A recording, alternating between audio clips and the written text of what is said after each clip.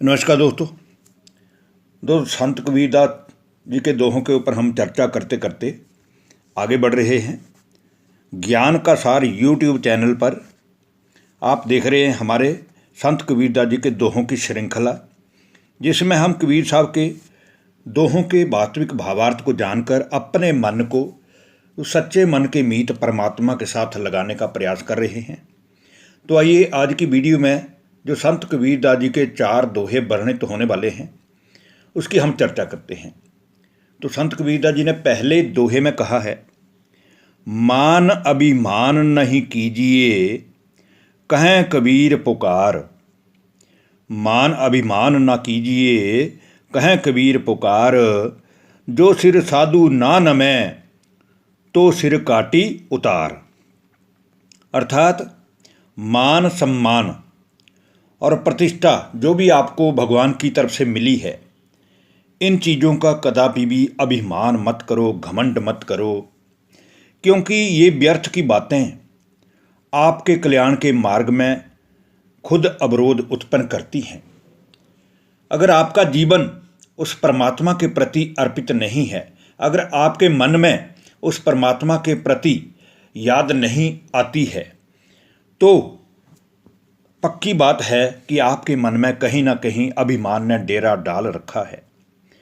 इसलिए संत कबीरदास जी कहते हैं कि जिस प्राणी का सिर उस भगवान के समक्ष नहीं झुकता है, ऐसा प्राणी अभिमान के वश होकर अकेला लंबे वृक्ष की तरह अकड़ता हुआ ही रह जाता है। इसलिए हमें चाहिए कि हमारे को जो भी भगवान ने मान सम्मान, संसारिक प्रतिष्ठा, धन संपत्ति दी है, उसको भगवान को ही अर्पित करके हम अपने मन को उस भगवान के प्रति ही श्रद्धा भावना से लगाएं। दूसरा जो दोहा है उसमें संत कबीरदास जी कहते हैं, 5 तत्व का पुत्रा है मानुष धरिया नाम। 5 तत्व का पुत्रा ये मानुष धरिया नाम, दिन 4 के कारणे फिर रोके ठाम। अर्थात प्रकृति के 5 तत्वों पृथ्वी, जल, वायु, अग्नि और आकाश, इन 5 ही तत्वों से मिलकर हमारा ये शारीरिक ढांचा बना है, जिसका नाम संसार के बंदों ने मनुष्य रख दिया है। और 4 दिन के भोग विलास के, विषय व्यसनों के, नशों आदि के क्षणिक सुख विलास में लिप्त हुआ ये जीव, ये मनुष्य अपने मोक्ष के सभी द्वार बंद कर लेता है। इसलिए हमें चाहिए कि इन 5 तत्वों को चलाने वाली जो शक्ति आत्मा हमारे शरीर को चलाती है, उस आत्मा को जानकर उस आत्मा के पिता परमात्मा से अपने मन की डोरी जोड़ लें। अब तीसरे दोहे में संत कबीरदास जी ने बताया है, मौत बिसारी बाबरी अचरज किया कौन। मौत बिसारी बाबरी अचरज किया कौन, तन माटी में मिल गया ज्यों आटा में लौन। ए बाबरी, तू मृत्यु को क्यों भूल रही है। कबीर साहब आत्माओं से बात कर रहे हैं कि हे बाबरी, तू मृत्यु को क्यों भूल जाती है। मृत्यु की होने वाली दशा पर तुझे किसने आश्चर्य में डाल दिया है, क्योंकि आत्मा तो अमर है। आत्मा को तो कोई मार नहीं सकता, आत्मा को कोई जला नहीं सकता, लेकिन जिस शरीर को ये आत्मा चलाती है, जिस शरीर में रहकर ये आत्मा कर्मों का खेल खेलती है, दुख सुख का खेल खेलती है, हार जीत का खेल खेलती है, अपने कर्मों की कमाई करती है, उस शरीर के ही बीच में, उस शरीर में के मोह माया के चक्रों में पड़कर तू वास्तविक आत्मा के अर्थ को भूल गया है।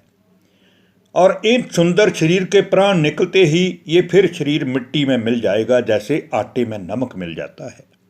तो क्यों नहीं समय रहते हुए हमें अपनी आत्मा को पहचान लेना चाहिए। और आज की वीडियो के अंतिम श्लोक दोहे में संत कबीरदास जी कहते हैं, मेरा संगी कोई नहीं सवै स्वार्थी लोए। मेरा संगी कोई नहीं सवै स्वार्थी लोए, मन प्रतीति ना उपजै, जिय विश्वास ना होए। अर्थात संत कबीरदास जी कहते हैं कि हे मनुष्य, संसार में हमारा वास्तविक मित्र कोई भी नहीं है। जिस शरीर से हम ये सारा खेल खेलते हैं, अंत में आत्मा से ये शरीर भी छूट जाता है।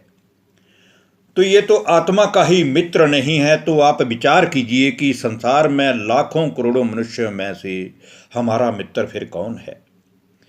यहाँ ये सारे संसार के लोग आज स्वार्थ से भरे हुए हैं। कलयुग के प्रभाव के कारण कोई भी भगवान को याद नहीं करना चाहता है।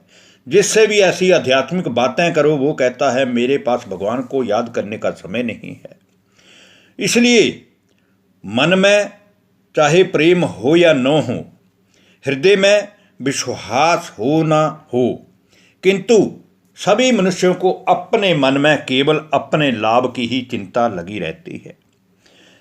किंतु संसार का सबसे शाश्वत सत्य है वो ये है कि कोई भी मनुष्य संसार का जिसने 5 तत्वों का शरीर लिया है, वो इससे मुक्त नहीं हो सकता है। एक ना एक दिन उसे इस शरीर का त्याग करना ही है।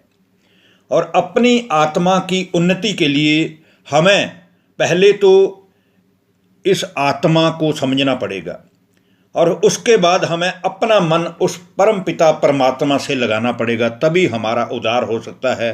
तभी हम दुख चिंताओं से मुक्त होकर अपना जीवन सुख में, शांति में, आनंद में बनाकर उस परमात्मा से अपने मन का ध्यान, अपनी आत्मा द्वारा उसका चिंतन कर सकते हैं। धन्यवाद। नमस्कार दोस्तों।